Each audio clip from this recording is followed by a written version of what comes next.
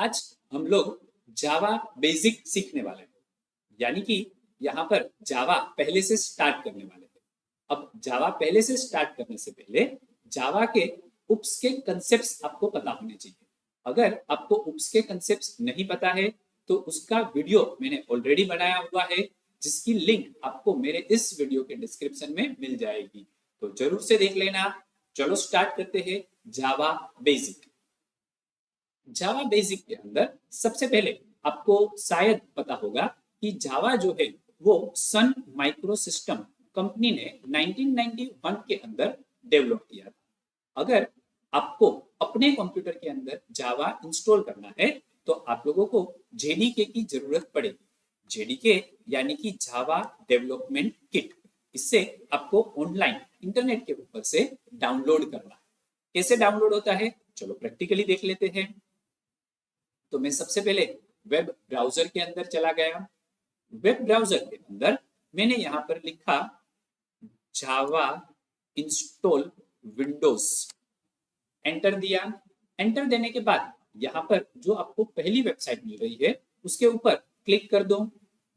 यहाँ पर स्क्रॉल करो। स्क्रॉल करके आपको कौन सी ऑपरेटिंग सिस्टम के लिए विंडोज इंस्टॉल करना है, तो हम लोगों को विंडोज ऑपरेटिंग सिस्टम के लिए जावा इंस्टॉल करना है, तो विंडोज के ऊपर क्लिक करो एंड यहाँ पर आपको सेकंड ऑप्शन मिलेगा, उसके ऊपर क्लिक कर लो। तो यहाँ पर आपका डाउनलोडिंग चालू हो जाएगा। बराबर। अब मैंने ऑलरेडी जावा डाउनलोड कर लिया, तो हम यहाँ से इसे पॉज कर देते हैं एंड हम लोग चलते हैं सेटअप के लिए डाउनलोड्स फोल्डर के अंदर। अब यहाँ पर मेरा ऑलरेडी जावा डाउनलोड किया हुआ है, उसके ऊपर मैंने डबल क्लिक किया। अब आपका इंस्टॉलेशन जो है वो स्टार्ट हो जाएगा। तो यहाँ पर मेरे कंप्यूटर के अंदर ऑलरेडी जावा इंस्टॉल है, इसलिए ये पूछ रहा है कि क्या आपको री इंस्टॉल करना है, तो मैंने यस दे दिया। यहाँ पर प्रोसेस चल रही है। अब सिंपल इंस्टॉल करने के लिए आपको नेक्स्ट देना है। यहाँ पर वापस नेक्स्ट दे दो, तो ये आपका जावा इंस्टॉलेशन चालू हो गया। बराबर है। तो बहुत सिंपल सा है जावा को इंस्टॉल करना। अब जरूरी नहीं है कि जावा इंस्टॉल ही करना पड़े, आप जेडीके को दूसरे कोई आपके फ्रेंड्स के कंप्यूटर में से कॉपी करके आप अपने कंप्यूटर के अंदर सी ड्राइव में उसे पेस्ट करोगे तो भी आपके कंप्यूटर में जावा जो है वो स्टार्ट हो जाएगा। अब यहाँ पर हमारा जावा ऑलरेडी इंस्टॉल हो चुका है, तो मैं इसे क्लोज कर देता हूँ। बराबर। अब हमें वेब ब्राउजर का भी काम नहीं है, तो मैंने इसको भी क्लोज कर दिया। क्लोज करने के बाद अब हम वापस टेक्स्ट बुक के अंदर चले जाते हैं। अब जावा जो है उसको प्लेटफॉर्म इंडिपेंडेंट लैंग्वेज भी कहा जाता है। प्लेटफॉर्म इंडिपेंडेंट यानी कि जावा जो है वो कोई भी ऑपरेटिंग सिस्टम के अंदर रन होता है। यहाँ पर हमें एक डायग्राम के थ्रू ये एक्सप्लेन किया हुआ है कि जावा जो है वो लिनक्स में भी रन होगा, जावा विंडोज में भी रन होगा एंड जावा जो है वो मैक ओएस के अंदर भी आप रन कर सकते हो। अब आप ये सोचोगे कि ये फीचर जावा के पास कैसे आया, तो जावा के पास एक है जेवीएम। जेवीएम यानी जावा वर्चुअल मशीन।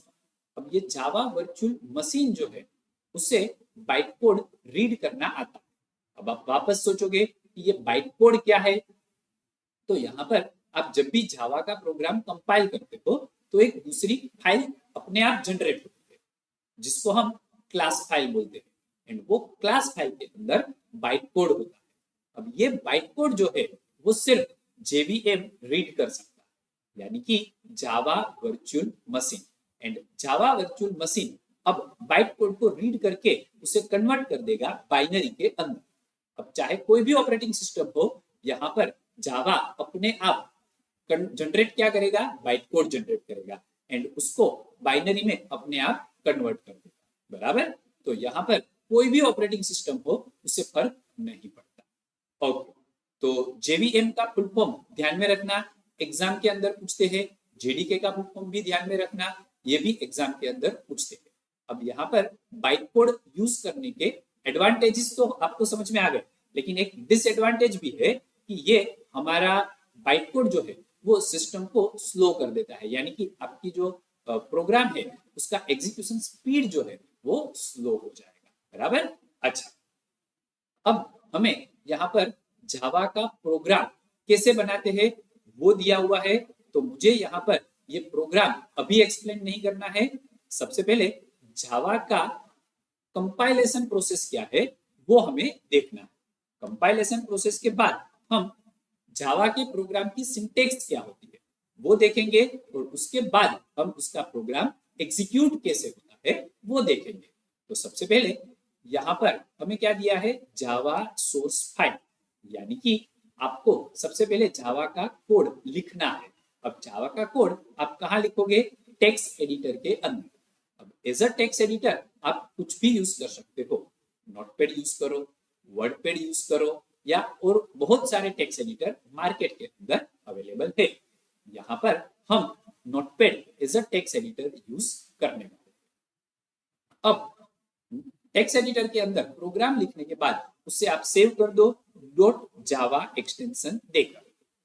उसके बाद उसे कंपाइल करने के लिए यहाँ पर मुझे कमांड यूज करना है Java C. C stands for compiler.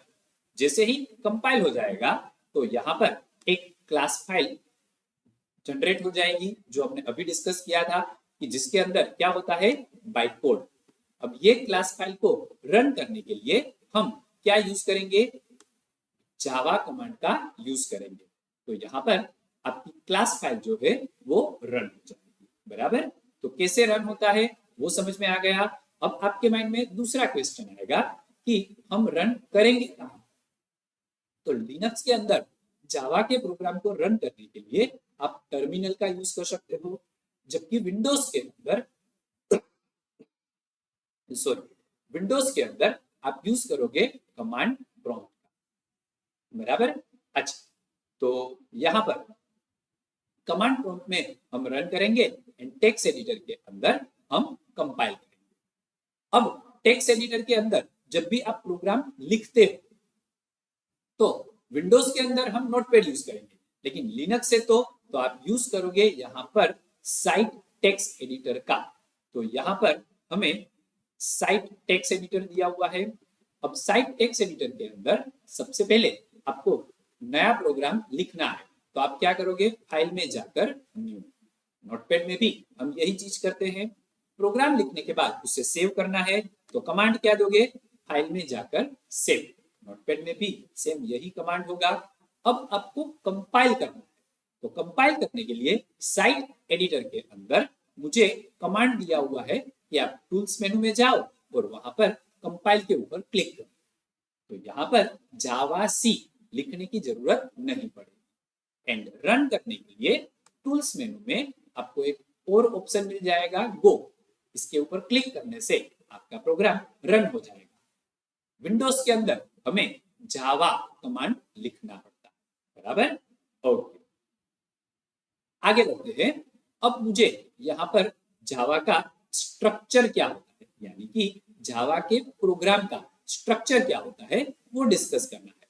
तो सबसे पहले यहाँ पर मुझे एक स्ट्रक्चर दिया हुआ है।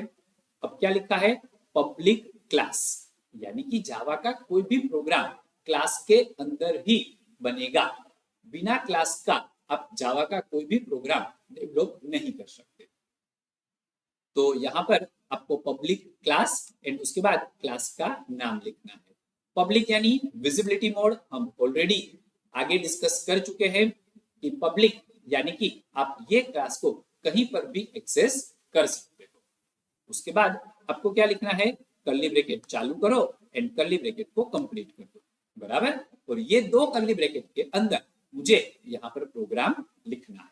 तो सबसे पहले यहाँ पर मैंने लिखा पब्लिक स्टैटिक वॉइड मेन। अब आप लोगों को शायद मेन फंक्शन पता होगा, क्योंकि सी लैंग्वेज में आपने ऑलरेडी देखा हुआ है कि मेन फंक्शन क्या करता है। मेन फंक्शन से हमारा प्रोग्राम जो है वो एग्जीक्यूट होना स्टार्ट होता है। बराबर। अब इससे पहले क्या लिखा है, मेन से पहले पब्लिक। अभी हमने डिस्कस किया कि पब्लिक यानी आप मेन फंक्शन को कहीं पर भी, यानी क्लास के अंदर और क्लास के बाहर कहीं पर भी एक्सेस कर सकते हो। स्टैटिक, स्टैटिक यानी यहाँ पर मेन फंक्शन की जो डेफिनेशन है, उसका जो यूज है वो फिक्स है, उसमें कोई चेंजेस नहीं होगा। वॉइड यानी मैं यहाँ पर कोई भी वैल्यू रिटर्न करने वाला नहीं हूँ, यानी मेन फंक्शन कोई भी वैल्यू रिटर्न करेगा नहीं। एंड ब्रैकेट के अंदर जो लिखा है उसे क्या बोलते हैं, आर्ग्यूमेंट्स। अब आर्ग्यूमेंट्स जो है वो बाय डिफॉल्ट क्या होती है, स्ट्रिंग में होती है। स्ट्रिंग यानी सेंटेंस, बराबर। आप लोग कभी किसी के साथ अगर आर्ग्यूमेंट करते हो तो क्या नंबर में करते हो, नहीं, आप लोग सेंटेंस बोलते हो, तो वो सेंटेंस को हम यहाँ पर क्या बोलेंगे, स्ट्रिंग। अच्छा, अब आप लोग जब भी कोई आर्ग्यूमेंट करते हो तो क्या वहां पर कोई लिमिट होती है, नहीं। आप क्या बोलोगे, सामने वाला जितनी आर्ग्यूमेंट करेगा मैं उतने ही उसे आंसर दूंगा। तो यहाँ पर आर्ग्यूमेंट्स कितनी होगी वो हमें नहीं पता है, इसलिए यहाँ पर ये जो स्क्वायर ब्रैकेट दिया हुआ है वो एम्प्टी रखना है, यानी खाली रखना है। और ये स्क्वायर ब्रैकेट को हम क्या बोलते हैं, एरे। अब ये एरे क्या है वो हम नेक्स्ट आगे के चैप्टर में आएगा, उस टाइम पे डिस्कस करेंगे। लेकिन अभी के लिए हमें ध्यान क्या रखना है, ये स्क्वायर ब्रैकेट को खाली रखना है। अब ये स्क्वायर ब्रैकेट आप आर्ग्यूमेंट्स के आगे लिखो या आर्ग्यूमेंट के पीछे लिखो, यहाँ पर कोई फर्क नहीं पड़ता। ओके, उसके बाद मेन फंक्शन के दो ब्रैकेट हमने चालू कर दिए, एक चालू किया और दूसरा कंप्लीट कर दिया। और उसके अंदर हमें जो भी स्टेटमेंट्स को रन करने हैं वो सारे स्टेटमेंट्स यहाँ पर लिखने हैं, बराबर। तो ये हो गया हमारा जावा का प्रोग्राम कैसे लिखते हैं उसका एक स्ट्रक्चर। अब हम एक काम करते हैं, प्रैक्टिकली एक छोटा सा प्रोग्राम करते हैं ताकि हमें समझ में आ जाए। तो मुझे सबसे पहले क्या स्टार्ट करना पड़ेगा, नोटपैड, एक टेक्स्ट एडिटर स्टार्ट करना पड़ेगा। चलो मैंने नोटपैड चालू किया। अब नोटपैड के अंदर मैंने यहाँ पर लिखा सबसे पहले पब्लिक क्लास स्टूडेंट। तो मैंने यहाँ पर स्टूडेंट नाम का एक क्लास बनाया, उसके अंदर मुझे लिखना है पब्लिक स्टैटिक वॉइड मेन, और उसके अंदर क्या लिखेंगे, string arguments and square bracket कर देंगे। स्क्वायर ब्रैकेट को क्या बोलते हैं, एरे। चलो उसके बाद कर्ली ब्रैकेट चालू एंड कर्ली ब्रैकेट कंप्लीट। तो ये हमने क्या किया, अभी जो स्ट्रक्चर डिस्कस किया था वो स्ट्रक्चर को मैंने एज इट इज क्रिएट कर दिया। अब मुझे यहाँ पर प्रिंट करना है वेलकम टू जावा। अब वेलकम टू जावा प्रिंट करने के लिए मैंने यहाँ पर लिखा system dot out dot print ln, और यहाँ पर हमने लिख दिया welcome to Java, double quotes में लिखना है। एंड डबल कोट्स में लिखने के बाद ब्रैकेट को कंप्लीट करो एंड सेमीकोलन। सेमीकोलन यानी एंड ऑफ स्टेटमेंट। आप जैसे फुल स्टॉप करते हो, फुल स्टॉप का मतलब क्या होता है, कोई भी सेंटेंस को कंप्लीट करना। तो प्रोग्रामिंग के अंदर कोई भी सेंटेंस को कंप्लीट करने के लिए हम सेमीकोलन का यूज करते हैं। तो यहाँ सेमीकोलन करके मैंने कंप्लीट कर दिया। अब इसको सेव करना है, तो सेव करने के लिए हम फाइल मेनू में चले गए, फाइल मेनू में जाकर सेव।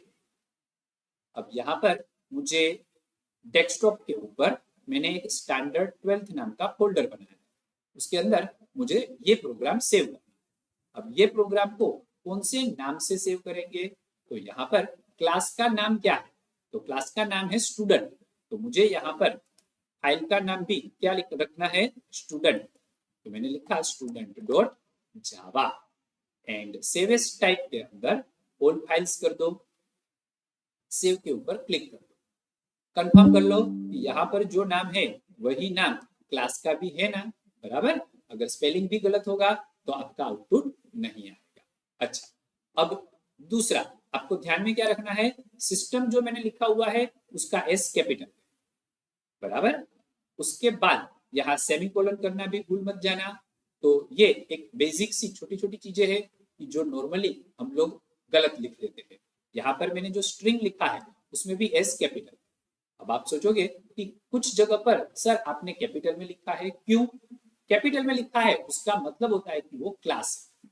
देखो स्ट्रिंग का फर्स्ट लेटर कैपिटल है, उसका मतलब स्ट्रिंग एक क्लास है। ये क्लास हमने नहीं बनाया, सिस्टम ने दिया हुआ है। सिस्टम मैंने लिखा तो सिस्टम का एस भी कैपिटल है, उसका मतलब कि सिस्टम एक क्लास है, बराबर। उसके बाद हमने क्या लिखा है, आउट। तो आउट क्या है, ऑब्जेक्ट है। एंड प्रिंट एलन क्या है, तो प्रिंट एलन एक मेथड है, एक फंक्शन, बराबर। ओके, चलो हमारा काम हो चुका है। अब मुझे क्या करना है, अब इसे कंपाइल करके रन करना है। तो चलो मैंने इसको मिनिमाइज कर दिया। मिनिमाइज करके हम लोग चले गए डेस्कटॉप के ऊपर। डेस्कटॉप के ऊपर स्टैंडर्ड 12 फोल्डर के ऊपर क्लिक कर दिया मैंने। अब यहाँ पर मुझे क्या करना है, तो सबसे पहले यहाँ पर कमांड प्रॉम्प्ट चालू करने के लिए मैंने CMD लिख दिया। CMD लिखने से यहाँ पर पूरा पाथ आ जाएगा आपके सामने। अब मुझे सेट पाथ करना पड़ेगा। सेट पाथ करना यानी कमांड प्रॉम्प्ट को बताना कि जावा कहाँ पर इंस्टॉल किया हुआ है। अब सेट पाथ इक्वल टू करके मैंने डबल कोटेशन चालू किया एंड डबल कोटेशन को कंप्लीट कर दिया। अब मुझे क्या करना है, मुझे दिस पीसी में जाना है। दिस पीसी के अंदर सी ड्राइव में जाना है। सी ड्राइव के अंदर मुझे प्रोग्राम फाइल्स में जाना है। प्रोग्राम फाइल्स के अंदर मुझे जावा फोल्डर में जाना है। जावा फोल्डर के अंदर मुझे जेडीके में जाना है एंड जेडीके के अंदर मुझे बिन में जाना है। तो ऊपर आपको पूरा पाथ मिल जाएगा। अब ये पूरे पाथ को सिलेक्ट करो। सिलेक्ट करने के बाद कॉपी करो। कॉपी करने के लिए कंट्रोल C।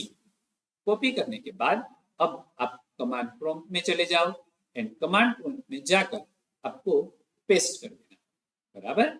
चलो हमारा काम हो चुका है। अब मुझे चेक करना है कि पाथ सेट हुआ है कि नहीं हुआ। तो हम यहाँ पर क्या लिखेंगे, जावा सी।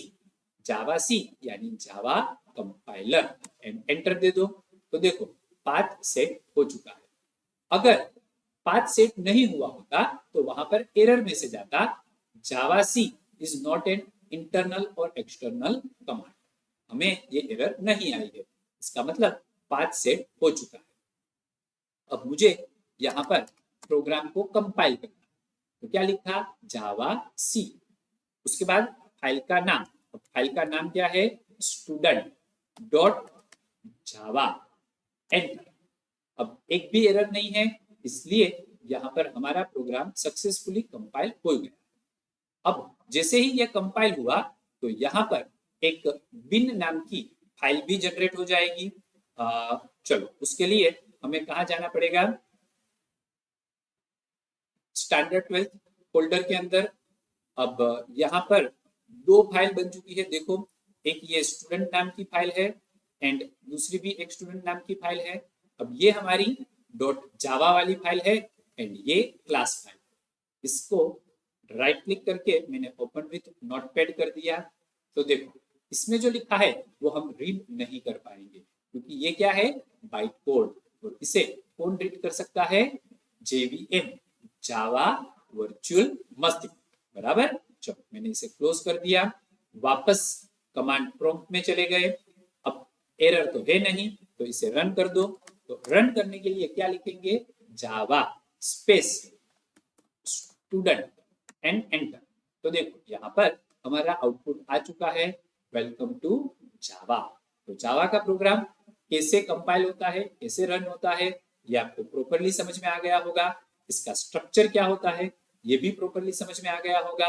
अगर आपको प्रॉपर्ली समझ में आ गया है तो मेरे वीडियो को लाइक करना नहीं भूलना, और अगर आप चैनल में नए हो तो आप इसे सब्सक्राइब भी कर देना। Thank you.